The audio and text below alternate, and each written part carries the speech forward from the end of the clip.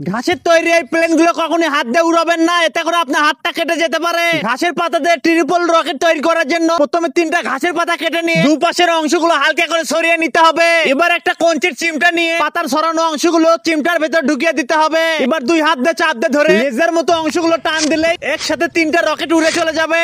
কলম দিয়ে খেলতেছিলাম, হঠাৎ ছোটবেলার কথা মনে পড়ে যায়। তখন কলম দুটাতে একটা লাইটার দিয়ে আগুন জ্বালিয়ে দেয়। এভাবে আগুন জ্বালানোর ফলে কলম অংশগুলো নরম হয়ে যায়। তখন কঞ্চির একটা চিমটা নিয়ে কলমের নরম অংশটা টেনে ধরে কলমের অপর পাশ থেকে ফু দিতে থাকি, আর কঞ্চিটা হালকা করে টানতে হবে। তাহলে এভাবে সুন্দর ছোটবেলার কলমের বাবল তৈরি হয়ে যাবে।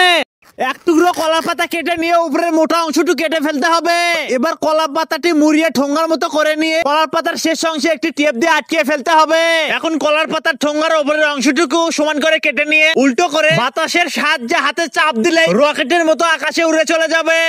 একটি কাটা বোতলের অংশ নিয়ে তার ভেতরে একটি বেলুন ঢুকিয়ে উপরে মুখের সাথে বেলুনটি আটকে দিতে হবে। এবার বেলুনটির সামনের অংশে ফু দিয়ে বড় করে তার ভেতরে একটি মার্বেল ঢুকিয়ে দিতে হবে। বড় একটি আমকে লক্ষ্য করে বেলুনের ভেতর থাকা মার্বেলটি ধরে ছেড়ে দিলেই মার্বেলটি আমে লাগার সাথে সাথে আমটি পড়ে যাবে।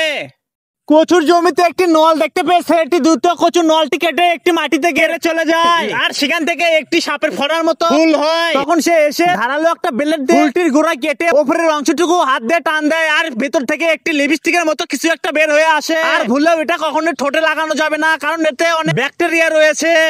হাতে ট্যাটু করার জন্য ভুলেও এই স্টিকার গুলো এভাবে ছিড়বেন না। প্রথমে স্টিকারটা নিয়ে স্টিকারের এক পাশে হাত দিয়ে চাপ দিয়ে উপরের অংশটুকু খুলে ফেলতে হবে। এবার এই স্টিকারটি সুন্দরভাবে হাতে লাগিয়ে নেওয়া যাবে। গাছ থেকে আমরা মাটিতে পড়ে থেকে ছেলেটি দ্রুত এসে আমড়াগুলো তুলে নেয়। ধারালো একটা চাকু দিয়ে আমড়াগুলো কেটে নিয়ে পরিষ্কার একটা কলার পাতা নিয়ে মাটিতে রেখে আমড়াগুলো কলার পাতার উপরে রেখে একটি পট থেকে মশলা বের করে কচি আমড়াগুলো মাখিয়ে নেয়। সুন্দরভাবে মাখা হয়ে গেলে কয়েকটি কাঠি দিয়ে আমড়াগুলো একটার পর একটা খেতে থাকে। আর এই কচি আমড়াগুলোতে প্রচুর পরিমাণ ভিটামিন সি রয়েছে। গাছ থেকে এই মালটাগুলো পেরে সরাসরি ভুলেও কখনো খাওয়া যাবে না, কারণ এগুলো অনেক টক হয়ে থাকে। এর জন্য একটা ধারালো কাঁচি নিয়ে মালটাটা কয়েকটা ফাল্টা করে নিতে হবে। এবার 2টি কাঠি নিয়ে ফাল্টা করা অংশগুলোর ভেতরে ঢুকিয়ে দিতে হবে। এবার সুন্দর 2টি মালটার চকলেট তৈরি হয়ে যাবে। এর উপরে কিছু শুকনা লঙ্কার গুঁড়ো ছড়িয়ে দিয়ে অনেক মজা করে খাওয়া যাবে। একটি ব্যাম্বু সুইট ফল নিয়ে চাকু দিয়ে কাটার পর ছেলেটি বুঝতে পারে ফলটি অনেকটা পেকে গেছে এবং অনেকটা রসালো হয়ে আছে।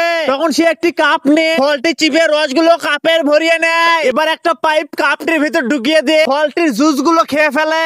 জঙ্গলের ভেতরে একটি আম দেখতে পেয়ে ছেলেটি দ্রুত এসে আমটি তুলে নেয়। ধারালো একটা চাকু দিয়ে আমটি কাটার পর দেখে সে ভিতরের অংশগুলো একদম পুরো সাদা হয়ে আছে।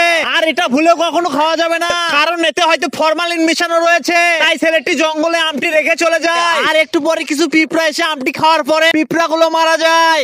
গাছের এই ডিমগুলো ভুলেও সরাসরি খাওয়া যাবে না, আর লাইটার দিয়ে আগুন জ্বালিয়ে দেওয়ার চেষ্টা কখনই করা যাবে না। কয়েকটি কাঠি নিয়ে আগুন ধরিয়ে ডিমগুলোর নিচে ধরতে হবে। এভাবে কিছুক্ষণের ভিতরে ডিমগুলো পুড়িয়ে গেলে উপরের খোসাগুলো ফেলে দিয়ে সহজেই খাওয়া যাবে।